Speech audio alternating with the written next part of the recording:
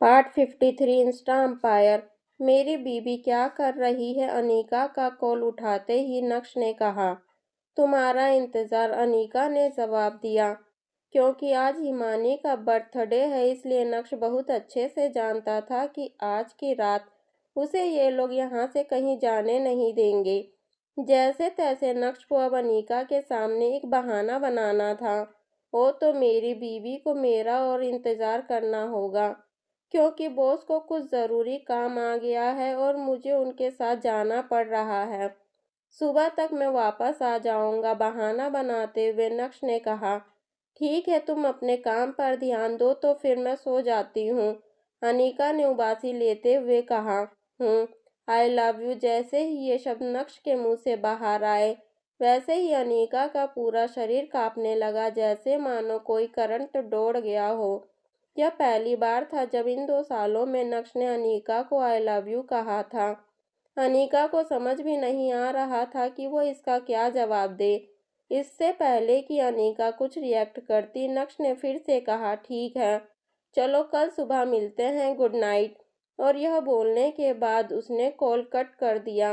अनीका अभी भी शॉक्ड थी और फोन अभी भी उसके कान पर ही था। उसकी धड़कनें काफी तेज हो गई थी। उसने जैसे तैसे सोने की कोशिश की, लेकिन नक्श के मुंह से निकले वो शब्द उसके कानों में गूंज रहे थे और उसका शरीर आग से दहकने लगा था। पूरी रात अनीका को नक्श के सपने आए और वो करवट बदलती रही।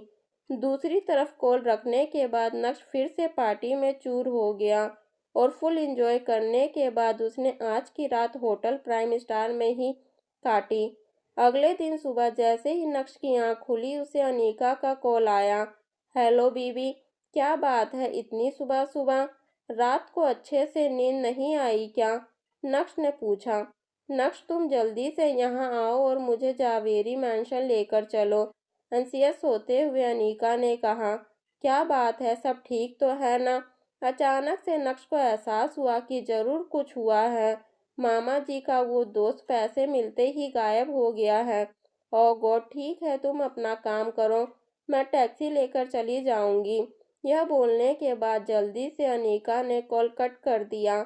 नक्श चौंक गया था, हालांकि उसे सब समझ में आ गया था कि आखिर हुआ क्या है।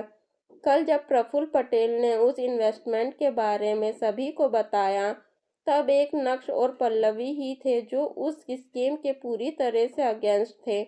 उस समय जावेरी परिवार के लोग सिर्फ पैसा बनाने के बारे में ही सोच रहे थे। किसी ने भी कॉन्सिक्वेंसेस के बारे में नहीं सोचा था और न ही नक्श और पल्लवी की बात सुनी गई। वैसे तो नक्श को जावेरी परिवार में कोई इंटरेस्ट नहीं था और नक्श तो चाहता भी था कि जावेरी परिवार सफ़र करे, लेकिन इस तरह से बिल्कुल भी नहीं।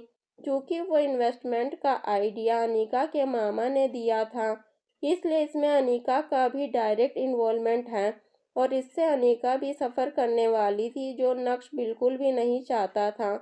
अनीका, मैं सिर्फ तुम्हारे लिए जावेरी परिवार की मदद करूंगा, लेकिन यह पहली और आखिरी बार होगा, नक्श ने मन ही मन सोचा। उसके बाद नक्श ने अपना फ़ोन उठाया और एक कॉल किया। मिस्टर नक्श, आज इतने सालों के बाद फाइनली आपको मेरी याद आ गई। मुझे तो लगा था आप नहीं, आपको क्या हो गया है? फोन के दूसरी तरफ से जब ये आवाज नक्श ने सुनी, तो उसके चेहरे पर मुस्कान आ गई थी। हो गया ड्रामा, चल अब फालतू की बकवास बंद कर, मुझे तुझसे एक हेल्प चाहिए, नक्श ने कहा। क्या? तुझे मेरी हेल्प चाहिए? बता भाई बता। बिना कुछ सोचे वो नक्श की मदद करने के लिए तैयार हो गया। मैं चाहता हूँ कि तू अपनी कंपनी बिंद्रा ग्रुप का कोलैबोरेशन सूरत के जावेरी परिवार के साथ करे। जावेरी ग्रुप ऑफ कंपनीज, नक्श के सीधे पॉइंट पर आते हुए कहा। दरअसल नक्श ने अपने दोस्त राहुल बिंद्रा को कॉल किया था। 7 साल पहले नक्श ने अपने दोस्त को फंडिंग प्रोवाइड की थी। उस फंडिंग से राहुल ने एक कंपनी खोली, बिंद्रा ग्रुप, जो शुरुआत में सिर्फ इंपोर्ट और एक्सपोर्ट का बिजनेस देखता था। लेकिन इन बीते सालों में बिंद्रा ग्रुप ने इंडिया में अपनी एक अलग ही पहचान बना ली थी। रही बात इंपोर्ट और एक्सपोर्ट की, तो अब बिंद्रा ग्रुप इंडिया की टॉप कंपनीज में से एक थी हालांकि शुरुआत से लेकर अंत तक बिंद्रा ग्रुप का असली बॉस नक्श भानुशाली ही था, लेकिन यह बात राहुल और नक्श के अलावा और कोई भी नहीं जानता था। जब नक्श को भानुशाली ग्रुप से बाहर निकाला गया, तब नक्श आसानी से बिंद्रा ग्रुप को संभाल सकता था, लेकिन नक्श अच्छे से जानता था कि आज नहीं तो कल बिंद्रा ग्रुप उसके बहुत काम आने वाला था। इसलिए अपने मतलब की परछाई को नक्श ने हमेशा अपने आप से दूर रखा, लेकिन आज नक्श अनीका के लिए उस परछाई को खत्म करने वाला था। इससे साफ पता चलता है कि नक्श को अनीका की कितनी फिक्र है। ठीक है नक्श, मैं इस मैटर को इमीडिएटली हैंडल करता हूँ, लेकिन संयोग की बात तो देख, मैं एक बिजनेस मीटिंग के सिलसिले में अभी सूरत ही आया हुआ हूँ।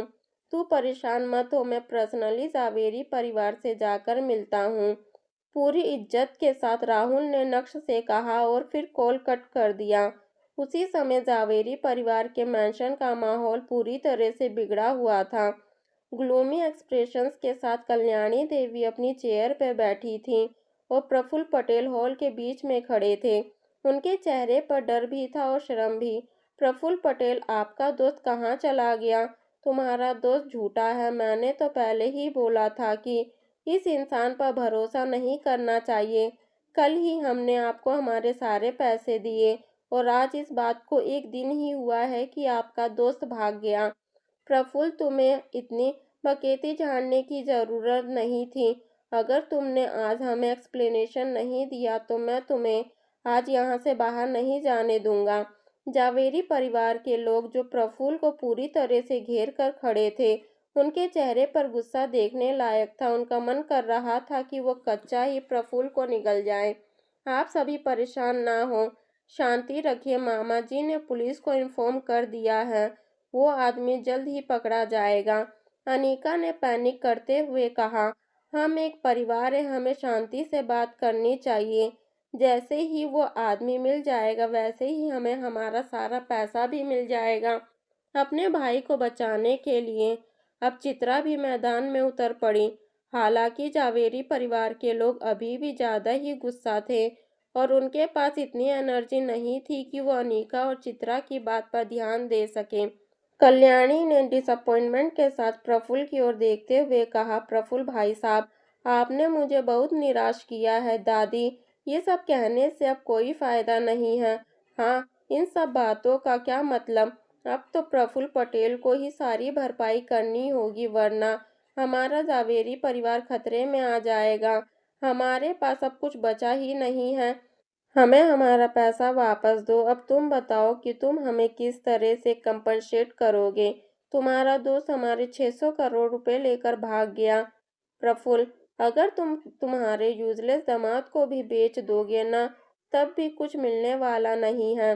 जावेरी परिवार के सभी लोग एक एक करते हुए प्रफुल्ल को नीचा दिखाने लगे थे।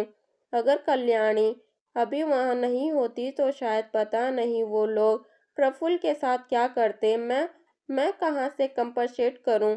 आप सभी को पता ही है कि आपके साथ साथ मैंने मेरा भी सारा कैपिटल